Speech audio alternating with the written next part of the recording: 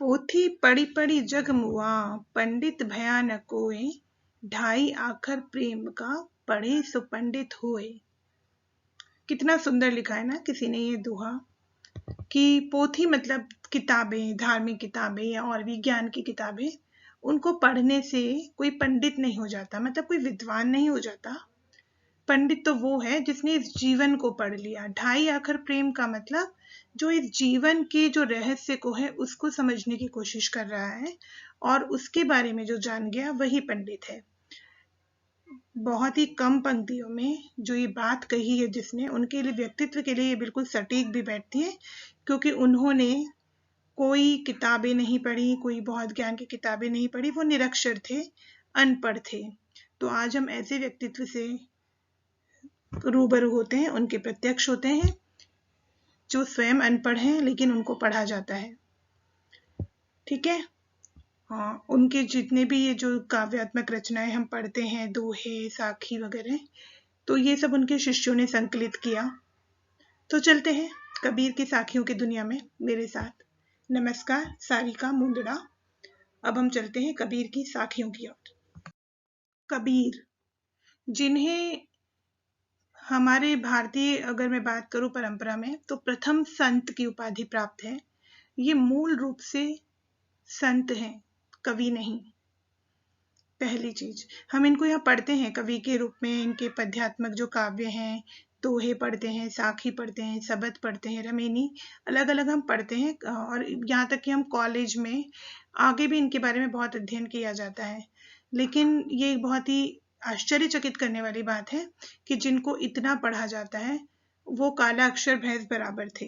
कहने का मतलब, जो लिखने पढ़ने की जो हमारी सामान्य प्रचलित चीजें हैं वो उनको नहीं आती थी। उनको लिखना नहीं आता था, पढ़ना नहीं आता था।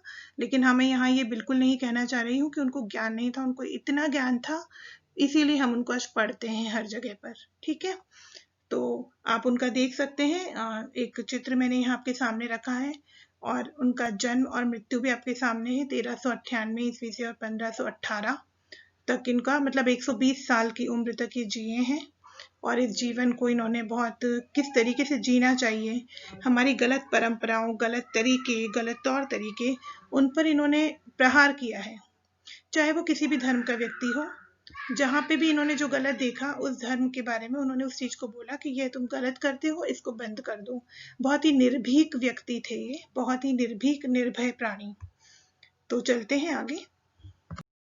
आपके बारे में थोड़ी सी और जानकारी, कि इनका जन्म स्थान हुआ काशी के पास में लहरतारा नाम की एक जगह पे। जन्म के बारे में कई अलग अलग बातें प्रचलित हैं कि ये, मतलब अगर कहें कि पूर्ण रूप से इनके जन्म का कहाँ हुआ इसका कुछ ज्यादा पता नहीं है। लेकिन हाँ, नीरू और नीमा नाम के इनके माता पिता थे, जिनके कबीर, अगर हम कहें कि गोद लिए हुए पुत्र थे। इन्होंने उनको कहीं मंदिर में देखा था कहीं पर, और वहां से इनको ले आए थे और इनका पालन पोषण किया था। और कबीर ने जुलाहे का कार्य अपने व्यापार के रूप में किया, अपनी आजीविका के लिए। और इनके गुरु रामानंद उस समय के भक्ति संप्रदाय के बहुत ही ज्ञानवान पुरुष इनके गुरु थे। भाषा, अगर हम कबीर के काव्यों की भाषा की बात करें तो पूरी खड़ी बोली हिंदी नहीं है, इसमें राजस्थानी, हरियाणवी, पंजाबी, खड़ी बोली, अवधी, ब्रज भाषा, मतलब बहुत सारी भाषाओं का इसमें जोड़ है। और इन्होंने जो भी अपने उपदेश दिए उसमें कोशिश ये की कि वो लयात्मक हो, तो वो याद हो सके, मतलब लोगों को उनको याद करना ना पड़े, वो अपने आप से याद हो जाए, उनमें कुछ इस तरह की बात हो। तो इन्होंने भाषा का जो, अगर हम कहें बैरियर या उसकी बाधा को उन्होंने तोड़ दिया था। सारी भाषाओं को, जो भी चलन में व्यक्ति बोलता था, उन भाषाओं को काम में लिया। इसलिए कबीर की भाषा को खिचड़ी भाषा भी कहा जाता है। मतलब एक भाषा नहीं है वहां पे, उनके जो दोहे हैं या आप पढ़ते हैं उनमें कई भाषाएं हैं। तो इसलिए कबीर की काव्य की भाषा को खिचड़ी भाषा भी कहा जाता है। जिनके बारे में हम पढ़ने वाले हैं, उनकी विचारधारा क्या थी? उनकी विचारधारा धर्मनिरपेक्षता में थी। मतलब वो एक ऐसा नहीं था कि इस धर्म को मैं मानता हूं, मैं इस धर्म का अनुयायी हूं, ऐसा नहीं। जिस धर्म में जो बातें अच्छी उन्हें लगती थी वो ठीक है, जो अच्छी नहीं लगती थी उस पर इन्होंने इशारा किया और उनको दूर करने के लिए आग्रह किया, वो उनके दोहों में भी दिखता है। उन्होंने समाज में फैली कुरीतियों, कर्मकांड मतलब जो भी हम दिखाने के लिए कि हम ईश्वर की पूजा कर रहे हैं, जो भी हम कार्य करते हैं, उन सब के ऊपर, अंधविश्वास की ओर, निंदा करने की ओर, इन सब चीजों के ऊपर उन्होंने एक तरीके से कहें कि आक्रमण किया अपने शब्दों के द्वारा। और अपने जीवन काल में इनको हिंदू और मुसलमान दोनों ही धर्मों से शिष्य भी मिले और दोनों ही धर्मों की ओर से इनको धमकियां भी मिली। ठीक है, तो ये बहुत ही एक अलग ही तरह के व्यक्तित्व हैं जिनके बारे में आज हम, जिनके कुछ दोहों के बारे में आज हम पढ़ने वाले हैं। आप आज इस पाठ में पढ़ेंगे मुख्य रूप से कबीर की साखियां। लेकिन शुरू करने के पहले मैं थोड़ा सा आपको बताना चाहती हूँ कि जो कबीर का काव्य है उसमें 3 रूप में मुख्यतः पाया जाता है, साखी, सबद, रमेनी। अभी साखी क्या है, सबद क्या है, रमेनी क्या है, तो इनकी रचना किस तरीके से की गई है उसके आधार पर इनका विभाजन है, और उनमें किस तरीके के भावों का समावेश है उसके आधार पर भी। तो साखी है संस्कृत में साक्षी शब्द। अब साक्षी शब्द का अर्थ क्या होता है, जिसको अनुभव किया हो, जिसके कुछ गवाह हो। ठीक है, तो अधिकांश साखियां दोहों के रूप में लिखी गई हैं और इनमें कबीर की शिक्षाएं और सिद्धांत हमको दिखते हैं।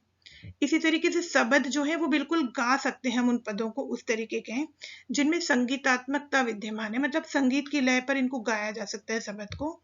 और उपदेश देने के स्थान पर भाव की प्रधानता दिखे, इमोशंस या फीलिंग्स की जो प्रधानता है वो ज्यादा है यहाँ पर। रमेनी चौपाई छंद में लिखी गई है और कबीर के रहस्यवादी और दार्शनिक विचारों को, मतलब जीवन के प्रति जो फिलोसॉफिकल वैल्यूज जो होती हैं, स्पिरिचुअल जो वैल्यूज होती हैं, उनके बारे में यहाँ पर उन्होंने अपने विचार व्यक्त किए हैं, तो उसको कहते हैं रमेनी। लेकिन आपके जो अभी हम आज पढ़ने वाले हैं पाठ के द्वारा, उसमें है साखियां, मतलब साक्षी इसका जो है संस्कृत रूप है। मतलब हर दोहे के साथ आपको कुछ उदाहरण स्वरूप मिलेगा कि कबीर जो अपनी बात कह रहे हैं उसके साथ में एक उदाहरण भी आपके सामने प्रस्तुत करेंगे।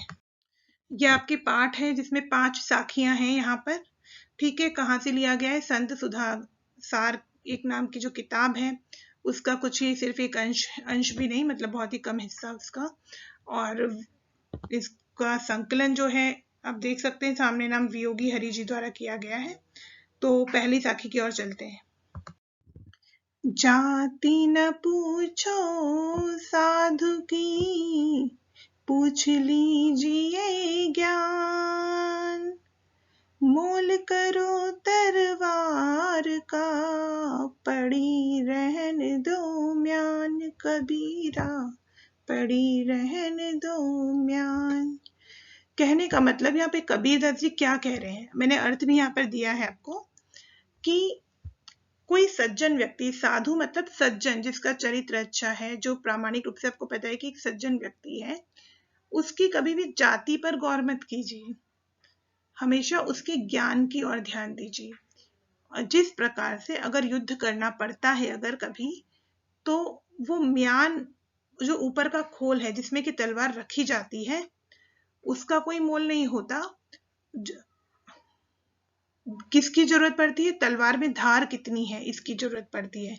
इसी प्रकार से कबीर जी कह रहे हैं कि जो जाति है हमारा, मतलब हमारा जो मनुष्य, हम किस धर्म में हम जन्मे हैं, वो हमारा जो शरीर है उस धर्म के लिए वो एक ऊपर का खोल है, लेकिन हमारी आत्मा में ज्ञान कितना है ये उस तलवार की भांति है जिसकी हमें जरूरत पड़ती है कभी भी। तो सज्जन व्यक्तियों से कभी भी हमें किसी की जाति नहीं पूछनी चाहिए। किसी से अगर मित्रता या रिश्तेदारी आप कर रहे हैं तो केवल जाति के आधार पर ना करके आपको ये देखना चाहिए कि उस व्यक्ति का ज्ञान और व्यवहार कैसा है। ठीक है, ये इनकी पहली साखी का अर्थ। दूसरी साखी, आवत गारी एक है, उलटत होई अनेक, कह कबीर नहीं उलटिए, वही एक की एक कबीरा, वही एक की एक। पहले कठिन शब्दों के अर्थ देखिए। आवत मतलब है आना, आपकी तरफ अगर कोई चीज आ रही है मतलब आना। गारी मतलब गाली, उलटत मतलब उलट के वापस हम अगर हम किसी चीज को करते हैं उसको उलटत पलट कर। कबीरदास जी यहाँ पे क्या कहना चाह रहे हैं कि अगर कोई व्यक्ति ने हमें गाली दी या कुछ अपशब्द कहे और हम भी पलट कर उसको वापस अगर अपशब्द कहते हैं, फिर वो हमें वापस कहता है, इस तरीके से वो जो एक से बात शुरू हुई थी वो अनेक हो जाती है। वो जो अपशब्दों का जो सिलसिला है वो बढ़ता जाता है और वो बढ़ते बढ़ते अनेक हो जाती है। इसलिए अगर हम उसकी उस एक अपशब्द पर या गाली पर अगर ध्यान ना देंगे तो वह बात वहीं खत्म हो जाएगी, अर्थात वो एक की एक ही रह जाएगी।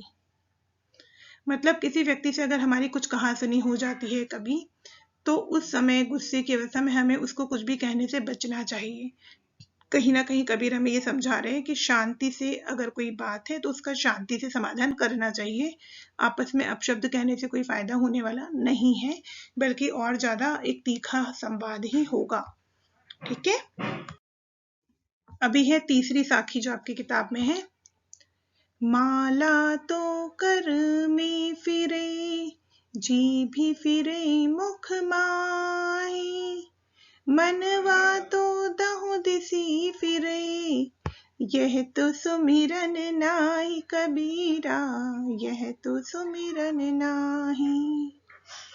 शब्द देखिए, माला जो हाथ में लेके जो माला हम फेरते हैं उसके बारे में बात है। कर मतलब यहाँ पर है हाथ, और जीभी मतलब हमारे मुंह में जो जीभ है टंग, मुख मतलब मुंह, मनवा हमारा हृदय, दहु मतलब 10,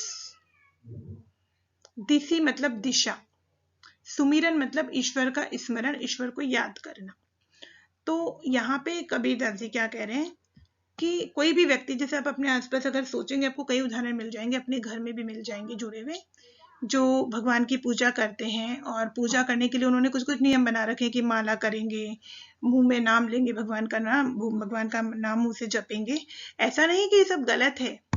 कबीरदास जी उन लोगों के ऊपर कटाक्ष कर रहे हैं यहाँ पर मुख्य रूप से, कि जो हाथ में लेकर माला फेर रहे हैं, जीभ से अपना नाम भी ले रहे हैं भगवान का, लेकिन उनके मन में भगवान के ध्यान के अलावा बहुत दुनिया भर की चीजें चल रही हैं।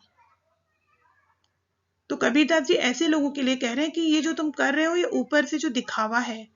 मन अगर तुम्हारा स्थिर नहीं है, एकाग्र नहीं है, मन अगर तुम्हारा 10 दिशाओं में अलग अलग घूम रहा है, उस एक दिशा में ईश्वर की तरफ नहीं है, तो यह स्मरण नहीं है, ये ईश्वर को याद करना नहीं है, ये गलत है, ये कर्म कांड है।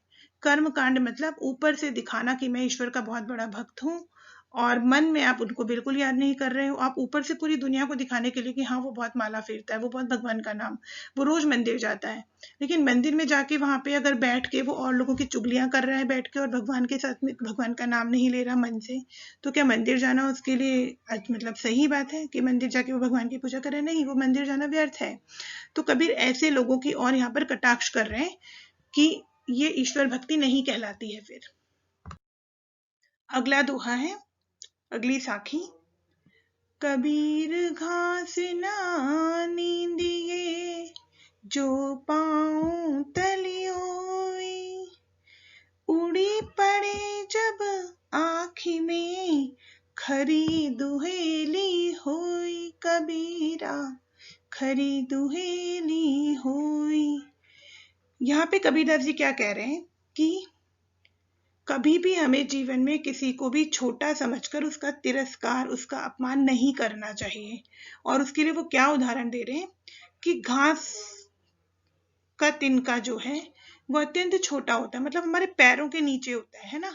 तो जिस भी व्यक्ति को हम छोटा समझते हैं तो हम उसका कद अपने से बहुत छोटा ही समझते हैं ना। तो कबीरदास जी यहाँ पे यही चीज कह रहे हैं कि किसी का भी अपमान ना करें, किसी की भी निंदा ना करें, क्योंकि घास का अगर नन्हा सा टुकड़ा भी एक अलग अपना अस्तित्व रखता है, क्योंकि कभी जब वो उड़कर आपकी आंख में गिर जाता है तो भयंकर कष्टदायक बन जाता है। ठीक है, तो जैसे एक छोटा सा तिनका अगर हमें कष्ट की स्थिति में ला सकता है, तो ऐसे हर व्यक्ति का एक विशेष अस्तित्व होता है। तो हमें सबको बराबर सम्मान देने की कोशिश करनी चाहिए, उनको अपमान कभी नहीं करना चाहिए। ठीक है, अगली साखी है।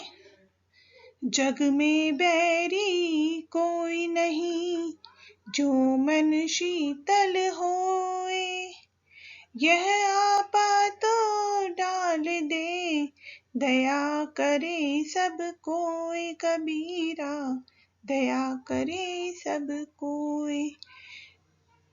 बैरी मतलब दुश्मन, जग मतलब ये संसार, आपा मतलब है हमारा अहंकार, ईगो जिसको हम बोलते हैं, हमारी अहम भावना कि मैं सब कुछ हूँ, ये वाली जो भावना है इसको हम कहते हैं आपा। तो कबीरदास जी यहाँ पर हमें एक लाइन में, देखिए मैंने इसका भावार्थ आपको दिया है कि अगर आपका मन शीतल है तो दुनिया में कोई आपका दुश्मन नहीं बन सकता। कहने का मतलब कि अगर हम अपने मन का जो अहम भाव है अगर हम उसको त्याग दें, अगर हमने अपना अहम भाव त्याग दिया तो हमें क्या लगेगा कि हम जैसे हैं वैसे ही हमारे समक्ष दूसरे लोग भी हैं, उनमें भी कुछ विशेषताएं हैं, तो हम उनके साथ में एक ईगो की तरह से ना बिहेव करके अपना अहम भाव को एक तरफ करके जब हम बात करते हैं तो हमारा जो रिश्ते हैं वो अच्छे बने रहते हैं, तो फिर दुश्मनी नहीं होगी और सब हमारे जो रिश्ते हैं वो अच्छे से चलते रहेंगे। तो कबीरदास जी इस और बात कर रहे हैं कि कोई भी बैरी नहीं है इस संसार में, कोई किसी का दुश्मन या शत्रु नहीं है अगर हमारा अपना मन शीतल है, अगर हमारा अपना मन शांत है। और उस मन को शांत करने के लिए आवश्यक क्या है कि हम अपने अहम भाव को हटाकर अपने रिश्तों में चलें। ठीक है, तो ये कबीरदास जी की साखियां हैं, पांचों साखियां आपको यहाँ पर दी गई हैं और बहुत गहरी इनमें बात की है कबीरदास जी ने। आशा है आपको समझ में आई होंगी। तो कबीरदास की साखियां हमने पढ़ ली, उनके अर्थ भी हमने समझ लिए। अब आपकी किताब में कुछ प्रश्न उत्तर जो हैं उनको आपको करना है, यहाँ पर भी मैंने उनको दे दिया है आपको। तो इनको समझकर दोहों के अर्थ को, साखियों के अर्थ को बहुत अच्छे से समझिए और उसके बाद इन प्रश्नों के उत्तर कीजिए। तब तक के लिए धन्यवाद। मिलते हैं किसी अगले वीडियो के माध्यम से। बहुत बहुत धन्यवाद।